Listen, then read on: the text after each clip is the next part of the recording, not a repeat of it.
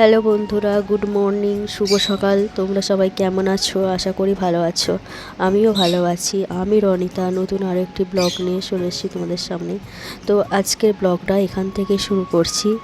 তো আমি এখন বাজে সকাল 6:30। তো আমি 6:30টায় উঠে এখানে দাঁত ব্রাশ করছি। তো এখন তো রোদটা তো ভালোই আছে, দেখছি মোটামুটি রোদটা ভালোই আছে। তো রাত্রিরে একটু বৃষ্টি পড়েছিল, তো আকাশটা একটু হালকা হালকা মেঘলা আছে, মানে রোদও আছে হালকা মেঘলাও আছে। তো দিনটা তো ভালোই লাগছে। ভাবলাম আজকে আগে রান্না বান্না বসাবো না, আজকে আগে সোজা কাচাকুচিগুলো করে নেবো। কাচাকুচি ঘর পোছা সব করে নেব, গা ধুয়ে তারপরে রান্না বসাবো। তো এখানে যে জামা কাপড় ছিল কালকের, সব এগুলো গুড়িয়ে দেব। তো এখানে তো তোমাদের দাদা ভাইয়ের জামা কাপড়, আমার জামা আর ছেলেটার একটা ক্যাঁথা কি এইগুলোই আছে। জামা দু একটা আছে, তো সেগুলোকে বুড়িয়ে রেখে দেবো, ততক্ষণ ভেজানো থাকবে। তো বাকি আমি কাজগুলো করে নিই, তারপর এটা কেচে নেবো। তো এটাকে বুড়িয়ে রেখে দিই ততক্ষণ। রোজে রোজে যেহেতু কাচা হয় না, সেরকমভাবে এটাকে ধুয়ে কাচার দরকার পড়ে না, হালকা একটুখানি কাচলেই হয়ে যায়, কারণ আমাদের এগুলো রোজেরই কাচা হয়।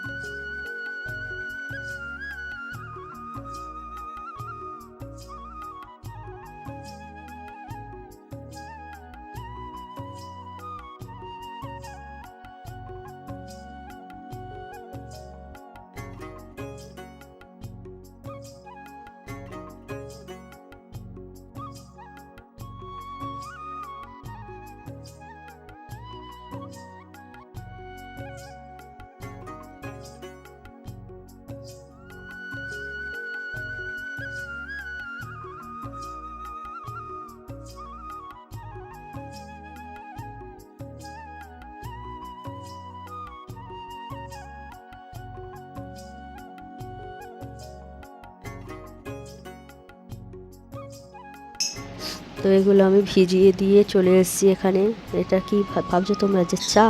না, এটা কোনো চা না, এটা হচ্ছে ওষুধ, যে একটা হোমিওপ্যাথি ওষুধ, যেটা আমাকে খেতে দিয়েছে। তো এটাকে এরমভাবে নাড়িয়ে তারপরে এটা খেতে হবে। তো যে পুরো 1 কাপ ওষুধটা খেতে হবে এটাও না, 2 চামচ খেয়ে তারপর বাকিটা ফেলে দিতে বলেছে। তো সকালবেলা এটা খালি পেটে খেতে হয়, তো রোজের মনে থাকে না এটা খাওয়ার কথা। তো যেদিন মনে পড়ে সেদিন খাই।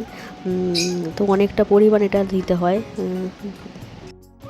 তো এটার স্বাদটা তো একদম ভালো নয়, মানে কেমন একটা খেতে, তো মুখটা কেমন হয়ে যায়। হ্যাঁ, আমার এই ওষুধগুলো যে ভালো লাগতো না, এই ওষুধগুলো খেতে ভালো লাগতো হোমিওপ্যাথি। একটু শুধু যখন জিভে ফেলতাম না ওষুধগুলো ডাইরেক্ট, তখন ভালো লাগতো, কিন্তু এই জলে গুলে না একদম ভালো লাগে না, কেমন যেন জলটা গন্ধ গন্ধ লাগে, আর ভালোও লাগে না খেতে। আমার ছেলেরও একটা ওষুধ আছে, তো সে তো খেতেই চায় না, ওকে একটা বড় বোতলে গুলে দিয়েছিলাম, সেটাও খাইনি, ওষুধটা নষ্ট করছে। কী জানি, ওখানে তো ডাক্তারকে দেখে ফি নিলাম, ওষুধও দিল, তো পয়সাটাই হচ্ছে, খেলোই না। তো ওর বাপি যদি জানে যে এই ওষুধগুলো খায়নি, তো ওকে খুব বকা দেবে, জানি যে বকে দেবে ওকে খুব। তো কী করবো, জোর করে খাওয়াবার চেষ্টা করছি, তো কিছুতেই খাচ্ছে না। তো এখন তো বড় হয়ে গেছে, তো সব জিনিস ফেলে দিতে জানে মুখ থেকে। যদি ওষুধটা খাইয়ে দিই না, সঙ্গে সঙ্গে ফেলে দেয়। আমার যে কী কষ্ট হয় ওকে ওষুধ খাওয়াতে, যে কী কষ্ট কী বলবো। কোনো ওষুধ আজ পর্যন্ত খাইনি, পেটে লাগলেও ওষুধ খেতে চায় না, কিছু হলে ও কোনো তাতে কষ্ট পাবে তাও ঠিক আছে সহ্য, কিন্তু ওষুধ খাবে না। তো আমি এখানে এগুলো কেচে নিয়েছি, কেচে নেওয়া হয়ে গেছে, তো ধুয়ে আগে শুকোতে দেবো। আজ এদিকের কাজগুলো মিটিয়ে নিই, তারপর রান্নার দিকে যাব। এখন দাদাভাই যেহেতু তোমাদের রান্না নিয়ে যাচ্ছে না, সে ওখানে ক্যান্টিনেই খেয়ে নেয়। তো আমার একটু সুবিধেই হয়, এই কাজগুলো আগে হয়ে যায়, জামা কাপড়গুলো তাড়াতাড়ি শুকিয়ে যায়, হয়তো রান্না বান্না করে তারপরে এই দিকের কাজে হাত দিই, পরে রান্না করি।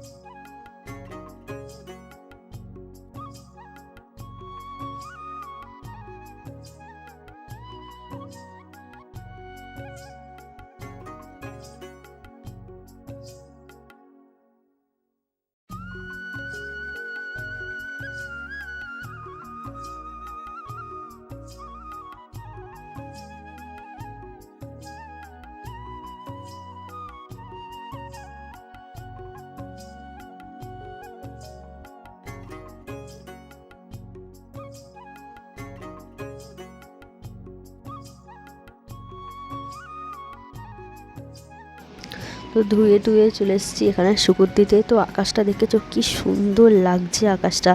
তো আমি যখন এটা শুকুর দিচ্ছিলাম কেচে না, তখন আকাশটার দিকে খেয়াল করিনি, কিন্তু এখন এই ভিডিওটা এডিট করার সময় তো বুঝতে পারছি আকাশটা কিন্তু দুর্দান্ত লাগে, দারুণ লাগছে দেখতে। তো আমার এইসব ফটোগুলো ক্যাপচার করতে দারুণ লাগে, কিন্তু জানি না তখন কেন এটা নোটিস করিনি, দেখিনি। তো দেখলে অবশ্যই একটা পিকচার নিয়ে রেখে দিতাম। আমার ভালো লাগে এরম নেচারে ফটো তুলতে, দারুণ লাগে। তোমাদের কার কার ভালো লাগে একটু জানিও। আমার তো দারুণ লাগে কোনো কিছু বৃষ্টি পড়লে বৃষ্টির ফটো বা কোনো ফুলের, এগুলো দারুণ লাগে ফটো তুলতে। তো আমার অনেকগুলোই এটাতে ফটো আছে। তো কিছু কিছু আমি এই ভিডিওর মাধ্যমে প্রথম দিকে যে পিকচারগুলো থাকে না, সেটাতে এডিট করার সময় দিয়ে দিই অনেক ভিডিওগুলোতে। তো এটা তুলে রাখলে ভালো হতো। তো তখন খেয়াল করিনি, এখন খেয়াল করলাম। তো দারুণ লাগছে দেখতে।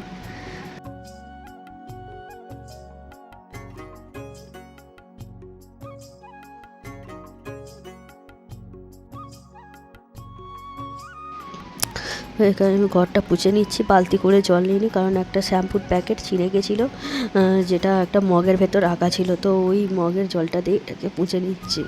শ্যাম্পুটাতে নয়তো শ্যাম্পুটা পড়ে থাকলে না ওর ভেতরে নষ্ট হয়ে যাবে, তাই ভাবলাম ওটা দিয়েই ঘর পুছে নিয়ে ওই মগের ভেতর ঢুকে রেখে দিয়েছি। তো সেটা দিয়ে ঘরটা পুছে নিচ্ছি।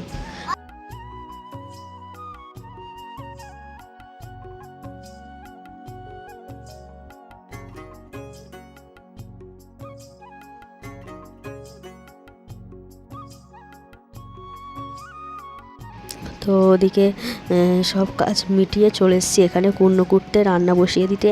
তো রান্না চারিদিকের কাজগুলো সেরে নিলে না, এদিকে রান্না করতে একটু দেরি হলে অসুবিধা হয় না। নয়তো রান্না করার সময় বারবার মনে হয় যে এখনও অত কাজ বাকি, এত কাজ বাকি, এইসব মনে হয়।